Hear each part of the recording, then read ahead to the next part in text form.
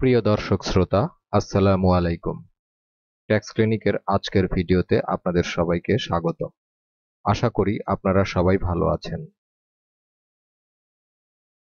আপনারা অনেকেই হয়তো জানেন, ট্যাক্স ক্লিনিক গত এক যুগের বেশি সময় ধরে ব্যক্তি ও কোম্পানি করদাতাদের আয়কর ও ভ্যাট বিষয়ে পরামর্শ প্রদান, রিটার্ন ফাইলিং এবং কর মামলা পরিচালনা করছে।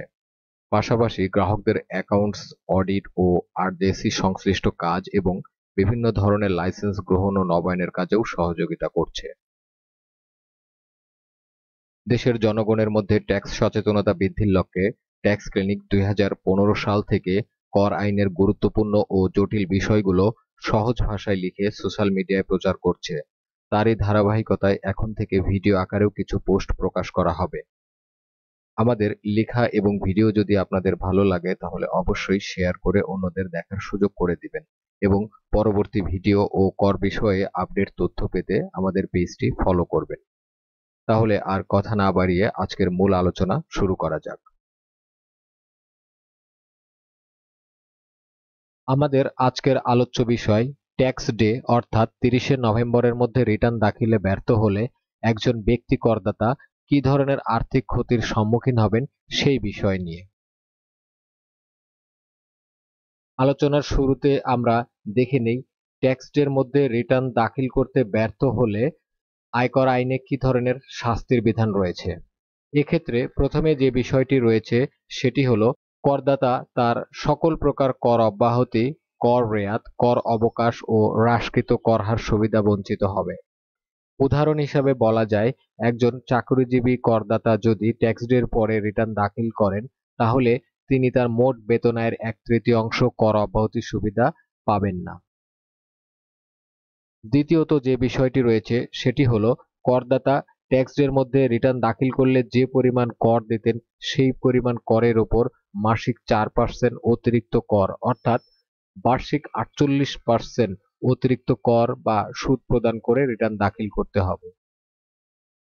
তৃতীয়ত যে বিষয়টি রয়েছে সেটি হলো রিটার্ন দাখিলের ব্যর্থতার জন্য উপকর কমিশনার করদাতাকে তার সর্বশেষ নিরূপিত আয়ের উপর ধার্যকৃত করের 10% সমপরিমাণ জরিমানা আরোপ করতে পারেন। এছাড়াও রিটার্ন দাখিলের ব্যর্থতা অব্যাহত থাকলে প্রতিদিনের জন্য 50 টাকা হারে অতিরিক্ত কর আরোপ করতে পারেন। নির্ধারিত সময়ের মধ্যে রিটার্ন দাখিলে ব্যর্থ হলে একজন করদাতা কি পরিমাণ আর্থিক ক্ষতির সম্মুখীন হবেন সেই বিষয়টি সম্পর্কে একটু ধারণা দিতে আমরা একটি উদাহরণের সাহায্যে আপনাদের বিষয়টি বোঝানোর চেষ্টা করছি। মনে করি mister Shahin Dhaka city corporation এলাকায় একটি প্রাইভেট প্রতিষ্ঠানে চাকরি করেন। 2022-23 অর্থবছর তার মাসিক বেতন ছিল 60,000 টাকা। তিনি 2 ঈদে সর্বমোট 60,000 টাকা বোনাস পেয়েছেন। এছাড়া তার নিজ নামে মাসিক 5,000 টাকার একটি ডিপিএস আছে, যেখানে তিনি উক্ত বছর 60,000 টাকা জমা দিয়েছেন। এর বাহিরে তার আর কোনো আয় এবং বিনিয়োগ নেই। প্রশ্ন হচ্ছে, মিস্টার শাহিন 30শে নভেম্বরের মধ্যে এবং 30শে নভেম্বরের পরে ট্যাক্স রিটার্ন দাখিল করলে তাকে কত টাকা আয়কর দিতে হবে। আপনারা স্ক্রিনে পাশাপাশি দুটি ট্যাক্স ক্যালকুলেশন শিট দেখতে পাচ্ছেন। স্ক্রিনের বাম পাশে যে হিসাবটি দেখানো হয়েছে সেটিতে আমরা দেখিয়েছি মিস্টার শাহিন 30শে নভেম্বর অর্থাৎ ট্যাক্স ডের মধ্যে রিটার্ন দাখিল করলে তার কত টাকা ট্যাক্স আসে সেই হিসাবটি। আর স্ক্রিনের ডান পাশে যে হিসাবটি রয়েছে সেখানে আমরা দেখিয়েছি মিস্টার শাহিন যদি ডিসেম্বর মাসে রিটার্ন দাখিল করেন সেক্ষেত্রে তার প্রদেয় কর কত টাকা আসবে সেটি। প্রথমে আমরা বাম পাশের হিসাবটি এক নজরে দেখে নিই। এখানে আমরা দেখতে পাচ্ছি মিস্টার শাহিনের বার্ষিক বেতন 7,20,000 টাকা, ঈদ বোনাস পেয়েছেন 60,000 টাকা, অর্থাৎ তার মোট বেতন 7,80,000 টাকা। এখান থেকে তিনি কর অব্যাহতি পেয়েছেন 2,60,000 টাকা, অর্থাৎ তার মোট করযোগ্য আয়ের 1/3 অথবা 4.5 লাখ টাকা, এই দুইয়ের মধ্যে যেটি ছোট সেটি কিন্তু তিনি কর অব্যাহতি পেয়েছেন। তাহলে তার মোট করযোগ্য আয় গিয়ে দাঁড়ালো 5,20,000 টাকা। এই 5,20,000 টাকার উপরে আমরা ট্যাক্স ক্যালকুলেশন করেছি। এখানে দেখতে পাচ্ছি তার মোট কর এসেছে 12,000 টাকা। এখন মিস্টার শাহিনের যেহেতু একটি ডিপিএস ছিল, 9,000 টাকা কর রেয়াত পেয়েছেন। সুতরাং তার নেট প্রদেয় কর গিয়ে দাঁড়ালো 3,000 টাকা।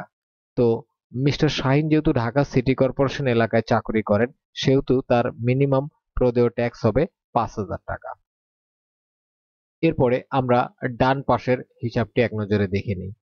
ডান পাশের হিসাবটিতে দেখানো হয়েছে মিস্টার শাহিন ডিসেম্বর মাসে রিটার্ন দাখিল করলে তার কত টাকা ট্যাক্স আসে, অর্থাৎ জাস্ট কর দিবস শেষ হওয়ার পরে তিনি রিটার্ন দাখিল করলে তার কত টাকা ট্যাক্স হবে সেই হিসাবটি কিন্তু এখানে উপস্থাপন করা হয়েছে।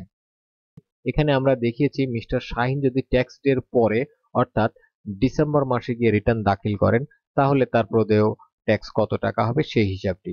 তো এখানে আমরা দেখতে পাচ্ছি তার বার্ষিক বেতন 7,20,000 টাকা এবং ঈদ বোনাস 60,000 টাকা, অর্থাৎ মোট বেতন 7,80,000 টাকা।